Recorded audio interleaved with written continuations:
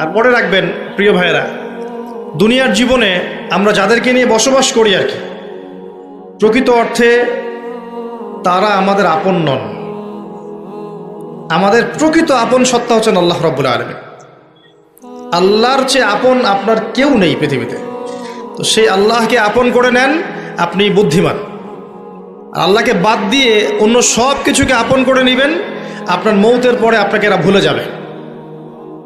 আপনার মৃত্যুর পরে এরা আপনাকে খুব বেশি দিন মনে রাখবে বলে মনে হয় না, রাখলেও বছরে বছরে একদিন। কিন্তু আল্লাহ রাব্বুল আলামিন একটা মুহূর্ত আপনাকে ভুলে থাকবেন না। একটা হাদিস মনে পড়লো যে আল্লাহ পাকের কাছে 100টা রহমত আছে, মানে 100 ভাগ রহমত আছে, দয়া আছে, ভালোবাসা আছে। তার মধ্যে 1 ভাগ তিনি সৃষ্টি জগতের মধ্যে দিয়েছেন।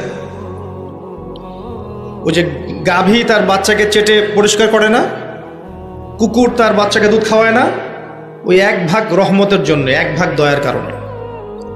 বাকি 99 ভাগ রহমত আল্লাহ পাক তার নিজের কাছে রেখেছেন, যেটা দিয়ে তিনি কিয়ামতের মাঠে বান্দার প্রতি রহম করবেন। আমরা আল্লাহর রহমত পাবো ইনশাল্লাহ। প্রয়োজন হচ্ছে তওবা করে ফিরে আসা।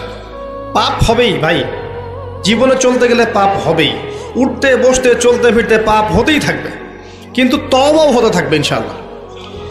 যত পাপ তত তওবা, যত পাপ তত তওবা।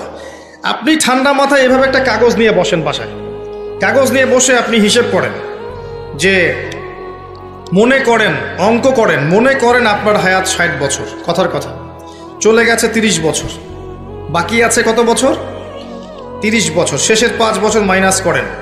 এই 5 বছর আপনি চাইলেও মনের মতো আমল করতে পারবেন না, ঠিক আছে? শরীরে শক্তি থাকবে না, আপনার রোগ ব্যাধি থাকবে, ডায়াবেটিস, ক্যান্সার, হার্ট স্ট্রোক ইত্যাদি। নাউজুবিল্লাহ, আল্লাহ পাক হেফাজত করুন। থাকতে পারে, সম্ভাবনা কি বেশি না?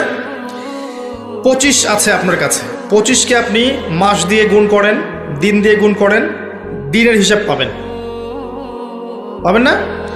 এখানে দাঁড়িয়ে হিসাব করেন আগের জীবনে কোন বছর থেকে আপনার নামাজ ফরজ হয়েছিল, কত বছরের নামাজ আপনি পড়েন নাই, কত বছরের রোজা আপনি রাখেননি, কত জাকাত ফরজ ছিল দেন নাই, ঠিক আছে?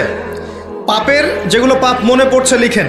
আমি অমুকের সাথে জেনা করেছি, আমি অমুক দিন অমুক অমুক জায়গায় মদ খেয়েছি, আমি অমুককে হত্যা করেছি, আমি অমুককে পিটিয়েছি, আমি কিশোর গ্যাংয়ে ছিলাম, আমি ক্যাসিনোতে গিয়েছি, আমি এটা করেছি, এটা করেছি, লিস্ট করেন। প্রত্যেকটা পাপ দেখবেন, এক একটা পাপের জন্য আপনি আল্লাহর কাছে আলাদা আলাদা করে আল্লাহর কাছে দোয়ায় বলবেন, আল্লাহ